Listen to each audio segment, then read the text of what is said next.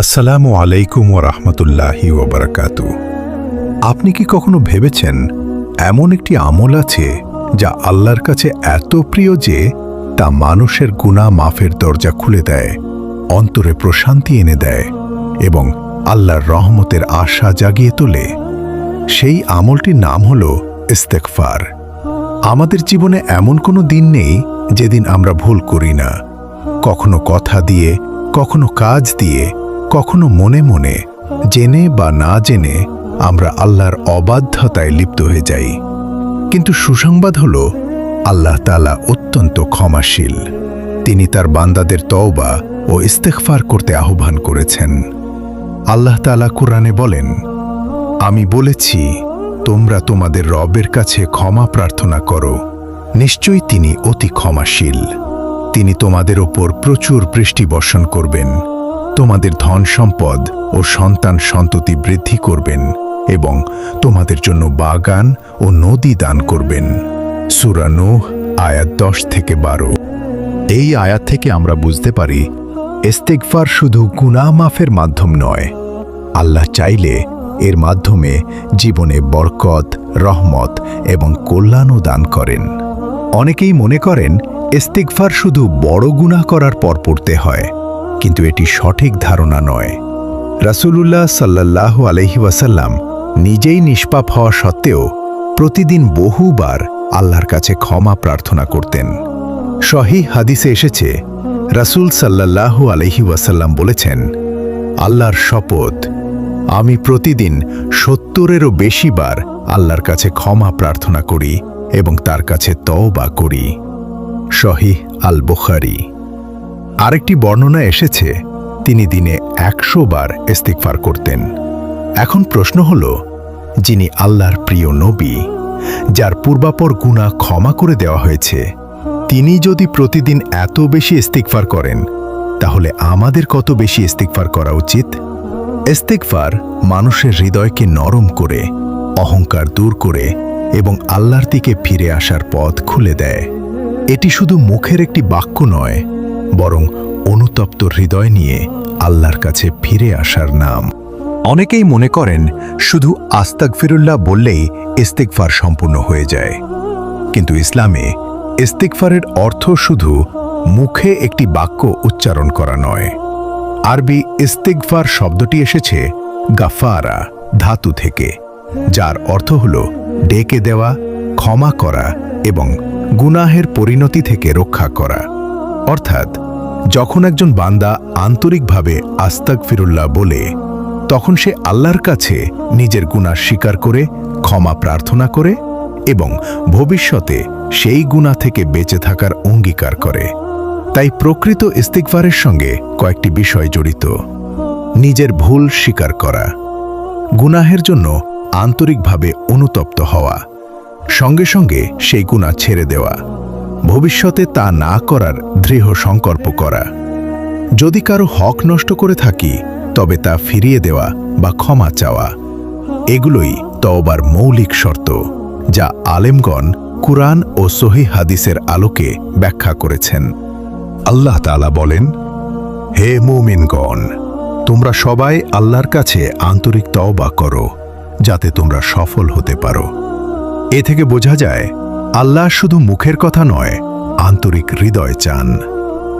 এরপর আসি সর্বোত্তম ইস্তেগফার বা সাইয়্যিদুল ইস্তেগফারের কথায়।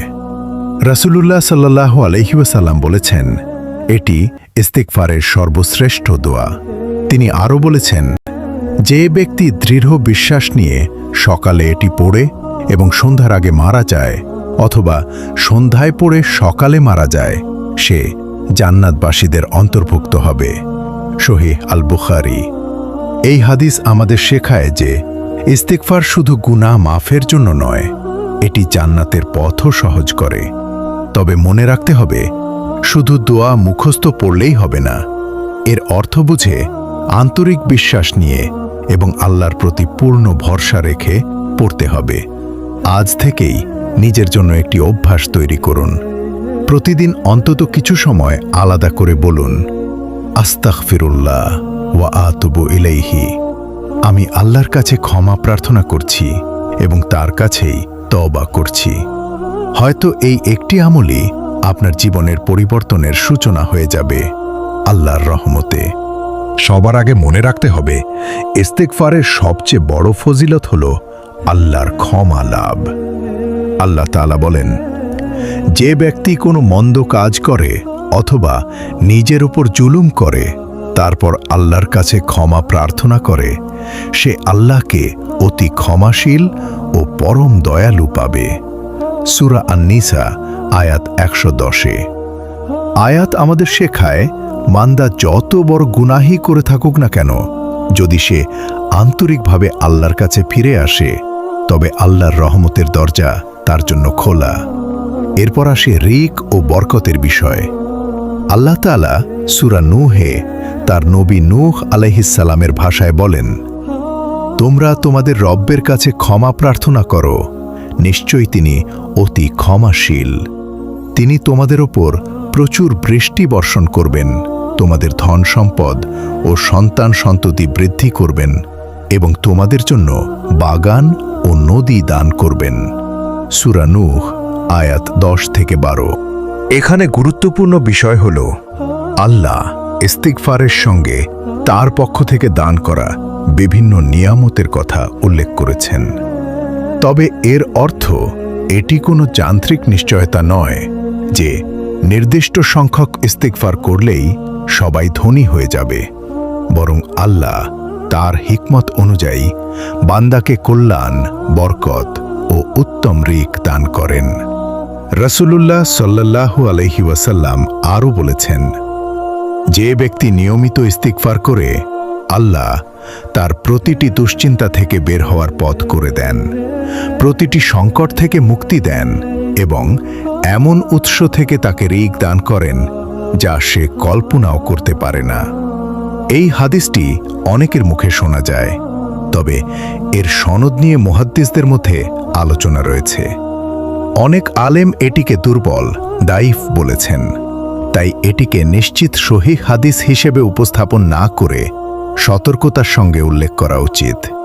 কিন্তু এতে কোনো সন্দেহ নেই যে কুরআন স্পষ্টভাবে ইস্তিগফারের গুরুত্ব এবং আল্লাহর রহমতের আশা করার কথা শিক্ষা দেয়। আরেকটি বড় শিক্ষা হল, রাসূলুল্লাহ সাল্লাল্লাহু আলাইহি ওয়াসাল্লাম নিজেই প্রতিদিন বহুবার ইস্তিগফার করতেন। এটি আমাদের জানিয়ে দেয় যে ইস্তিগফার কেবল গুনাহগার মানুষের জন্য নয়, বরং এটি আল্লাহর নৈকট্য লাভের একটি মহান ইবাদত। তাই প্রতিদিন নিজের জন্য কিছু সময় নির্ধারণ করুন। ফজরের পর, তাহাজ্জুদের সময় অথবা দিনের যে কোনো অবসরে আন্তরিকভাবে আল্লাহর কাছে ক্ষমা প্রার্থনা করুন। হয়তো এই ছোট্ট আমলই আপনার জীবনে বড় পরিবর্তনের কারণ হবে আল্লাহর ইচ্ছায়। কুরআনে আল্লাহ তাআলা মুত্তাকীদের একটি গুণ উল্লেখ করে বলেন যে তারা রাতের শেষ প্রহরে ক্ষমা প্রার্থনা করতেন।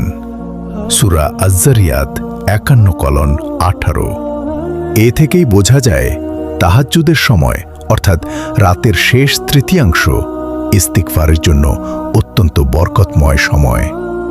সহিহ হাদিসে এসেছে, এ সময় আল্লাহ তাআলা এমনভাবে তার বান্দাদের আহ্বান করেন যে কে ক্ষমা চাইবে আমি তাকে ক্ষমা করব, কে দোয়া করবে আমি তার দোয়া কবুল করব।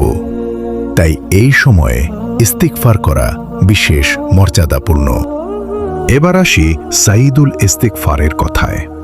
রাসূলুল্লাহ সাল্লাল্লাহু আলাইহি ওয়াসাল্লাম এটিকে ইস্তিগফারের সর্বশ্রেষ্ঠ দোয়া বলেছেন।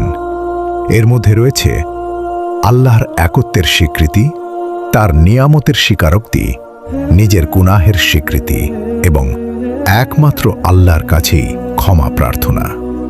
এই দোয়াটি সকাল ও সন্ধ্যায় নিয়মিত পড়ার প্রতি রাসূল সাল্লাল্লাহু আলাইহি ওয়াসাল্লাম উৎসাহ দিয়েছেন। এখন একটি গুরুত্বপূর্ণ প্রশ্ন, প্রতিদিন কতবার ইস্তিগফার করব?